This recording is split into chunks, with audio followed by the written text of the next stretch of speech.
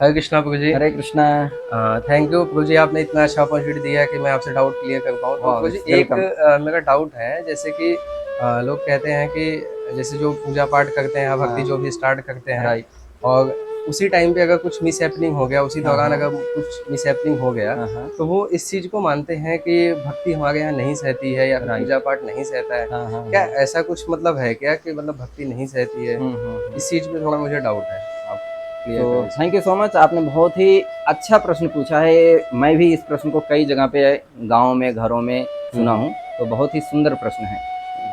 तो जैसे कहते हैं कि हम भक्ति कर रहे हैं और कुछ अशुभ घटना हो गई, कि कोई एक्सपायर कर गया या कुछ हो जाता है, तो बोलते हैं हम्म, कि पहले तो सब सही चल रहा था, हाँ। अभी भक्ति में आ गए तो क्या हो रहा है, ऐसा हो गया, अर्थात कि भक्ति हमारे जनरेशन में, हमारे परिवार में नहीं सह रही यस है, यस। यानी अशुभ है हमारे लिए, इनऑस्पिशियस है। वैसे तो कहते हैं भक्ति हमें पसंद है, लेकिन इनऑस्पिशियस है, हमारे यहाँ पे होता है तो कुछ अशुभ घट जाता है। ठीक है, ऐसा ही प्रश्न है आपका। Yes yes. Thank you so much. मैं एक बार हाँ जी। न्यूज़पेपर में पढ़ रहा था, उसमें न्यूज़पेपर में था कि एक शादी हो रही थी, हम्म और शादी में कोई जैसे लड़की की तरफ से या लड़के की तरफ से कोई आता है थर्ड पर्सन, और लड़की को गोली मार देता है मंडप में ही। हम्म, और इस तरीके से शादी क्या होती है भाई, अब तो एक पक्ष चला गया तो शादी कैसे यस। होगी। नहीं। तो मैं आपसे अगर प्रश्न करूं कि ऐसी घटना हुई क्या, अब उस जोड़े में से, उस लड़की लड़के में से जो बचा होगा वो शादी नहीं किया होगा दोबारा। नहीं, किया ही होगा। वो क्यों नहीं कहता कि शादी मेरे घर में नहीं सहती है इसलिए मैं शादी नहीं करूंगा, ऐसा कभी हुआ होगा क्या। नहीं, वो तो करेगा ही फिर या अगेन। जिस पक्ष की वो जैसे कन्या गई, एक्सपायर कर गई, उसके घर में जितने और बच्चे होंगे किसी की शादी नहीं करेंगे क्या।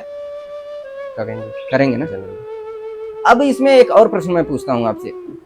डिलीवरी होती है बच्चों के, जब जन्म होता है तो कभी कभी देखा जाता है माँ एक्सपायर हो जाती है, हाँ, होता है, यस। और कभी कभी बच्चा एक्सपायर कर जाता है, हम्म, या कभी कभी दोनों एक्सपायर कर जाते हैं। हाँ।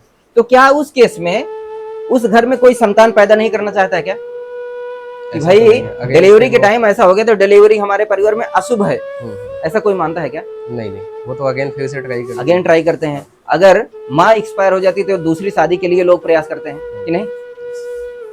तो जब कुछ ये सब क्या है, प्राकृतिक घटनाएं हैं कि भाई जो जिसका जन्म हुआ है वो तो मृत्यु होगी ही, कब हुई कैसे हुई, तो हम लोग कभी कभी इस चीज को कारण बोल देते हैं, उसको कारण बोल देते हैं, जैसे भक्ति को कारण बोल दिया, स्पिरिचुअलिटी को कारण बोल दिया, लेकिन नहीं भी कर रहे हैं तो भी होती है, तब किसी चीज को ब्लेम नहीं कर सकते हैं, और फिर एज यूजुअल लाइफ लोग जीते हैं कि नहीं।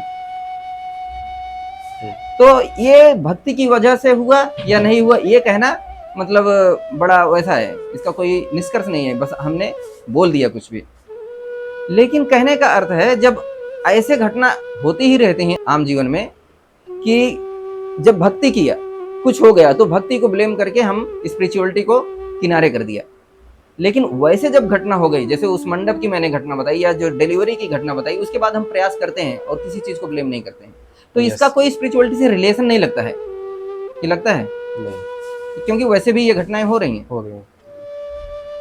तो ये सिर्फ क्या होता है, हमें एक बिलीफ ऐसा लग जाता है, हमें हमारे मन में एक धारणा बैठ जाती है, तो वो उतनी अच्छी धारणा नहीं है। हमें जीवन में जैसे उसके बावजूद हम जीवन में जाके आगे बढ़ते हैं, फिर से बच्चे के लिए लोग प्रयास करते हैं या अपने घरों में और शादियां करते हैं, तो वैसे स्पिरिचुअलिटी भी है, उसका उससे कोई इंटरकनेक्शन नहीं है, जीवन का ये अंग है, सब चलते रहता है।